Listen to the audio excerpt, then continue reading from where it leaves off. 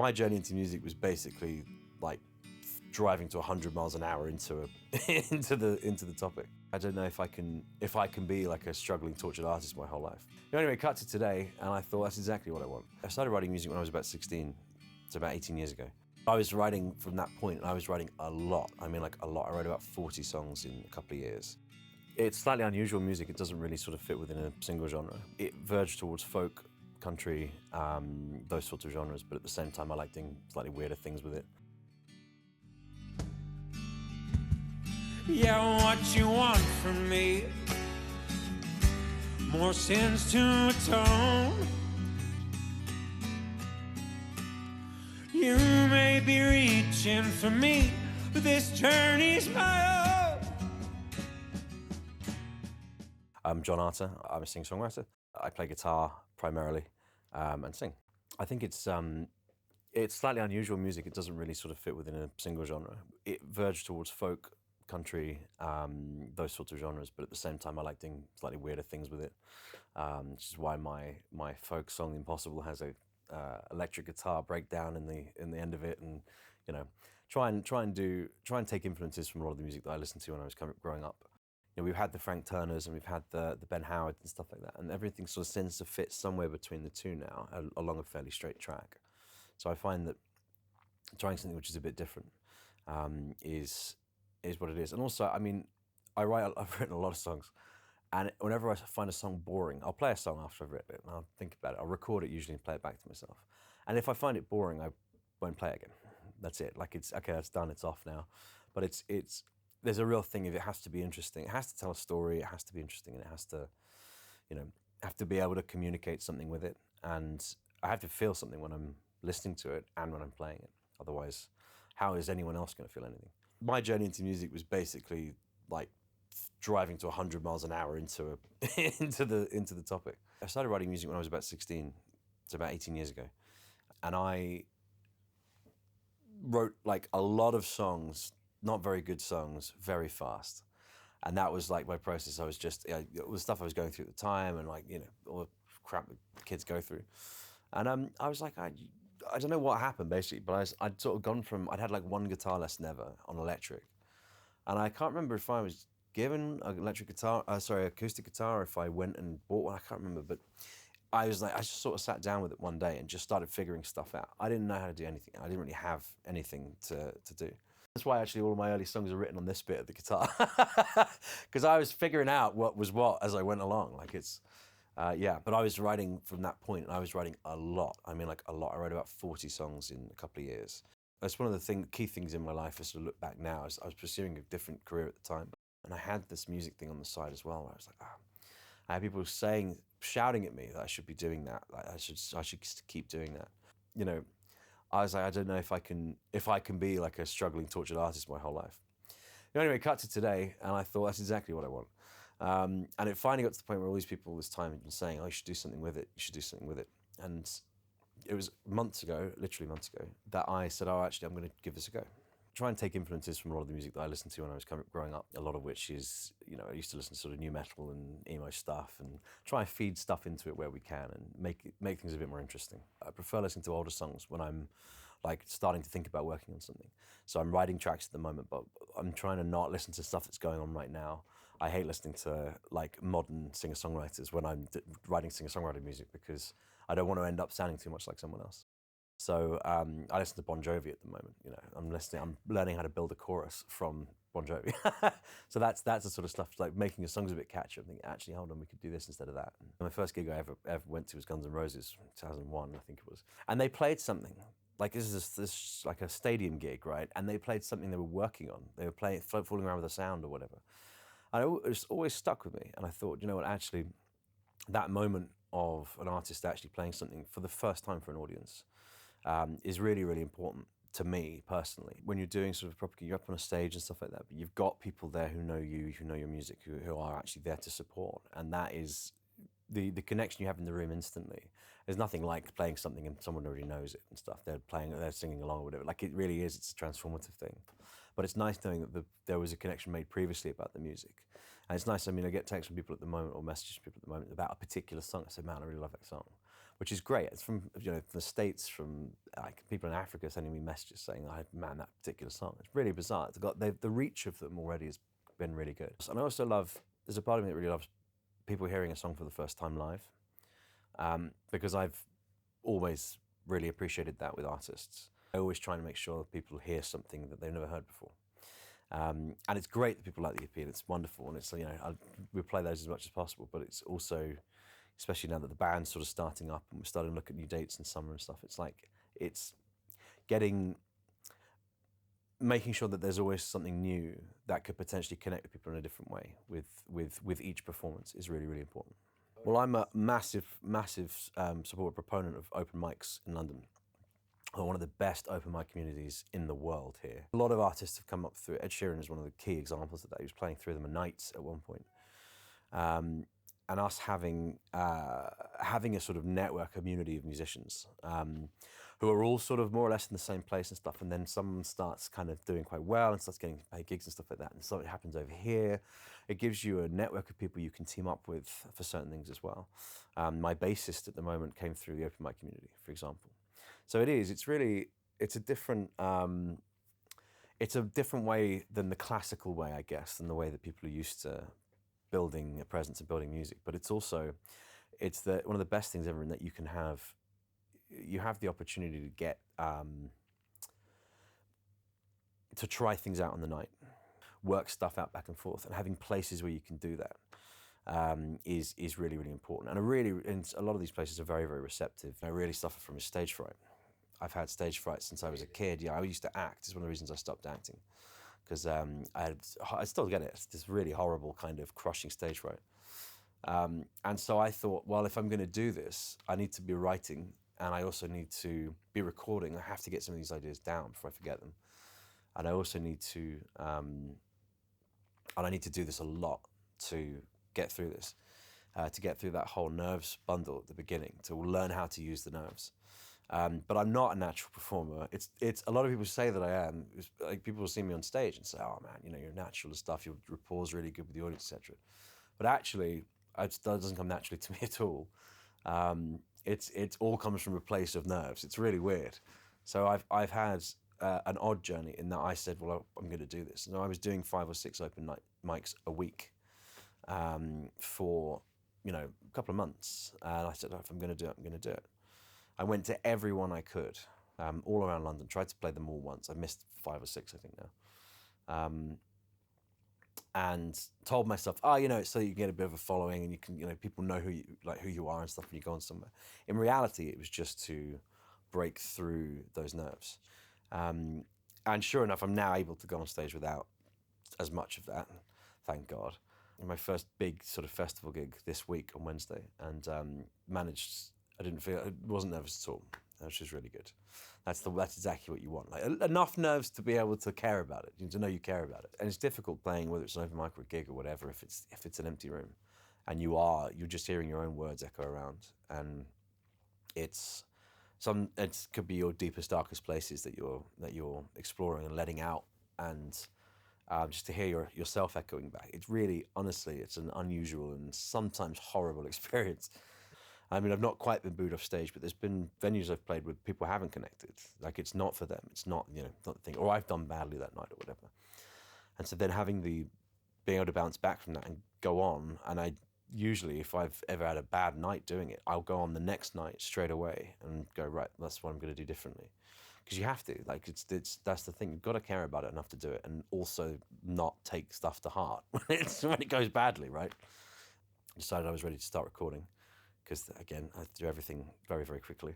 And so I came in here, and it's like, right, let's get some of these songs down. Let's find the ones, the 4 completely different songs that kind of outline who I am as an artist and what I'm trying to say.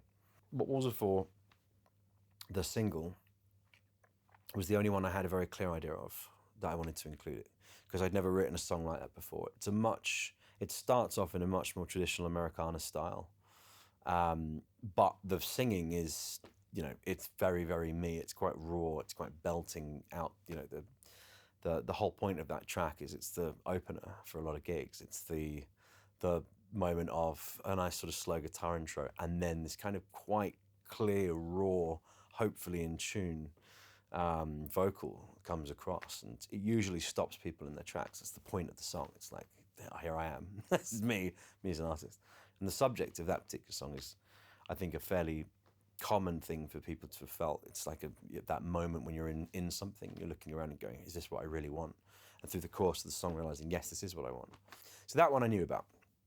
That one I was happy to, what came with a very, very clear idea of, and I said, okay, this is how it's going to sound. The Impossible is a different kind of thing. I was umming and ahhing about that one because it's a difficult song. It's going to sound weird when I say this. I think it's a difficult song to listen to. It's a very raw song. It's a very emotional song. It has, a lot of people really like it because they can connect with it in a big way. It's about something that's very personal to me. Everyone seems to interpret it very differently, though, which is actually brilliant. It's exactly what you want. But it's also a hard song to get down in that kind of way, especially with my sort of weird experimental stuff that I like to put in there. We've got a gospel organ on it, and we've got an electric solo on it, and it's and a bit of distortion and things.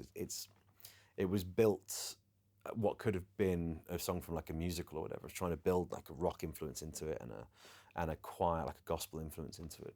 I was nervous about putting that on there because it's, and also that song, I'm a guitarist, but I wrote that song for the piano. And so we recorded it as a guitar song. In reality, the original version of that song is just solo piano and voice, which is a very different impact, shall we say, for that particular piece. Better Man, again, it resonates with a lot of people. And it's a great show track. It's a great live song. It's got its big breakdown, its reward. It's short, 3.5 minutes, that song. And it seems to be a lot of people, a lot of guys, it's their favorite on the EP. And a lot of people reach out to sort of say that's the song that resonates most with them, which is nice. My personal favorite was the last song on it, which we added to it, which is Everything I Need, where that was an experiment in, well, how can I make this more of a folk exercise? But it was also about my mum. So Everything I Need is... so my mum has been struggling, must have been fighting stage 4 cancer for 3.5 years. There's a couple of times when we've thought we're getting towards the end now. She keeps fighting back. I don't know how, honestly, I don't know how. She's built from something different, honestly. I wanted to write something. I've wanted to communicate something about it for the entire time she's been sick. I've never really known how to do it or what to say. And at one point, I was playing some of the new songs to her. And I was playing, in fact, it was just after I'd written The Impossible. And I played it to her one night. She's always been my biggest fan. And she likes to hear the new song, make sure she's approved them. And they played The Impossible to her, and she said, John, it's very good, but can't you write something a bit more cheerful? I thought, God, can I? I don't know. I'll give it a go. And she said, well, you should write me a song. And I thought, oh God, here we go. And I thought, well, how am I going to write you a song without mentioning all the crap? And she said, well, if you write me a song, it should be called I Have Everything I Need. And it suddenly clicked in my mind of, oh my God, that's what the song's about. It's about who she is and this philosophy, this outlook on life, which she's always had, and her quoting her best friend through her whole life with the, here's to those that wish us well. And it's the whole song is things that she said to me over, not just recently, but things she said sort of through the years. I thought, you know what, that's it, isn't it? And I tried a couple of different musical arrangements to kind of fit the words that were now coming together, and eventually settled on that slightly unusual chord progression. And it sort of stands out. It's a different kind of song than the ones I've normally written. It's much more country, traditional country, much more folk. But it's also still got those sort of slightly raw moments in it, which are the things I try to add to everything. And there's one reference to the illness at the end, her hospitals in Portsmouth. But that's it. Otherwise, it's about her life and who she is. It's a celebration, and that's, it became what I think is probably objectively the best song I've written. How I know it's been received well is a lot of people don't know that backstory, and they don't really know what it's about, and still like it. It's still something where people can apply it to different things. It's obviously singing about someone you care about, and that's what comes across, I think. No, as I said, I was doing music for about a month before I came in here, and thinking I knew everything, as ever. But no, I learned a lot coming in here about the process. I really didn't know anything. I had guitar and lyrics for all these different songs. You know, I came in as a solo singer-songwriter, and with the exception of What Walls Are For, which was the one I was like, actually, do you know what? This needs some slide on it. This needs some drums and strings and stuff. And the other ones I was like, oh, we're just going to record the guitar and the voice. I wasn't expecting to achieve as much with them as we did. A lot of the songs sort of benefit from there being more to them. And it helps you sort of communicate more. And the more I sort of sit down with stuff, I'm like, actually, do you know what, we could try that on there. And suddenly I'm picking up a bass and picking up this and that amazing Les Paul custom you've got in there. And going, oh my God, we could do this. Oh, we could do this. It's like the act of building a song was bigger. And also you've got other people's opinions to go with. And you're working with professional musicians. That's a really, really key part of making you look really, really good. Do you know what I mean? Yeah, like it is. Like you're working with professional violinists and you're going, oh, I think it should sound ha ha ha, and he's going, plays it. It's absolutely amazing, honestly. We had an upright bass on Everything I Need. Oliver, who came in to play bass for us on Everything I Need, that was genuinely the moment of like, my God, if I could take notes this well, this would be a much easier process. Because I'd say, I think it should, maybe feeling a bit more of this, and he'd do it. Like he'd just do it instantly. And it really was, that was when first of all, it taught me a lot about how bad I am really as a musician. Or how I'm on a different level. These guys are another level. And where my strengths lies, you know, a different place, shall we say, to where these guys' strengths lie. And yeah, it was an education. It really was an education. And very, very valuable. And ultimately, I think we came out with some very, very good stuff. We had a whole drum line to Everything I Need, which we ended up cutting. So we spent hours and hours recording this drum track to one of the songs, and then thought, actually listening to it back, it was like, it doesn't work. Like, it doesn't work. Get rid of it. Right. So having the ability to change that, it's like if you're doing that at home and you're lost in your own world of the song, like you're the only person you're feeding back from, and you'll go down a path where you can't come back from it. I mean, to be completely honest, one of the things is it's close to me, and I find it very, very convenient for there to be, it feels in my mind like there's immediate access to the place where it's happening. And being able to be close by and being able to pop back and get something if I need to. Like, oh God, you know, a different guitar would sound good on that, so I can go back and get one. Or things like that are really important. Like it needs to be, so a good location is really important. And this has got a pretty good location. I had a conversation with Mario previously, and just sort of showed me around. It's small, it's simple, it's completely focused on you. It's not like one of these bigger places where there's, you know, 10 different recording studios in the place and people sort of running back and forth all day and stuff, and it feels a bit more like a factory. Do you know what I mean? Like you're in there, but I don't really actually, are they listening to anything? Do they really care about anything? You don't really have that here. Like the focus is on you, it's on your music and what you're doing. So it was good. And as I said, they're also willing to work with someone who didn't really know anything about the process. And as I was learning, it was because they were teaching. So it was, yeah. It was a good back and forth that you could actually have with them. Very, very good engineers, excellent assistant engineers. Just the ability in here to really pay attention to what we're doing and how we're doing it, and build something that's different and special, and take risks with things as well. Is the other thing. There's certain things you have to know in advance. You have to know what you're trying to say with the music, and you have to know what you're trying to achieve and what you want to come out with at the end. And there's other things that you have to be flexible on. How you get there being the primary one. So that's sort of, I think, probably the main bit of advice. If someone's going to a studio for the first time or trying to find a studio for the first time, find the producer that you'll have a conversation with and listens to and kind of gets the music and gets that you're trying to do something with it that's you.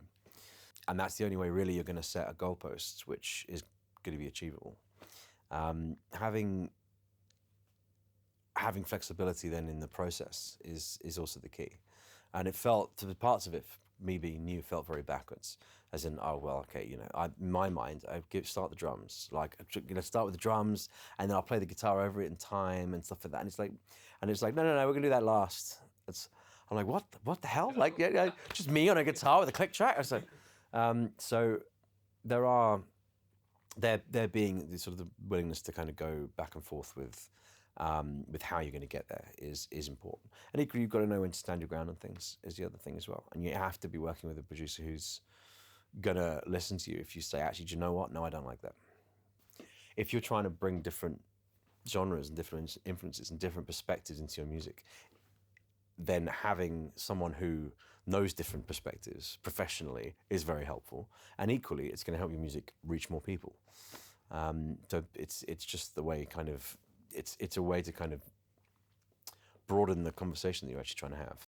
My hope, I want to look at sort of getting signed at some point. I want to look at kind of doing bigger and better things. I want to look at kind of expanding out into places, and ultimately just getting my music to as many people who can hear it, who want to hear it. I want to keep going. I want to keep doing more and see more of it and play more places and you know, meet new audiences and other artists and stuff like that as well. That's what I want to do. I want to start looking, wow, how can I collaborate on this? And yeah, and how can I sort of go a little bit further with this one? You know, what's a way to do this? How can I go onto that big stage? So that's, you know, that's my process, I guess, at the moment, is looking at where else I can go and booking stuff in and trying to find more people to take a chance on me and do well, and then go on from there with other bigger and better things. So I've learned a lot doing music in the last couple of months, and one of the things I've learned is just how much of yourself you have to give to it.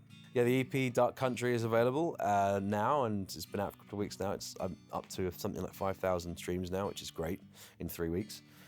And it's on all of your favourite streaming platforms. But yeah, it's available to listen anywhere. And more hopefully to come. I mean, I'm writing for the album now. So yeah, we'll see at some point when I can drum up the wherewithal to do that. Then we'll start on that as well.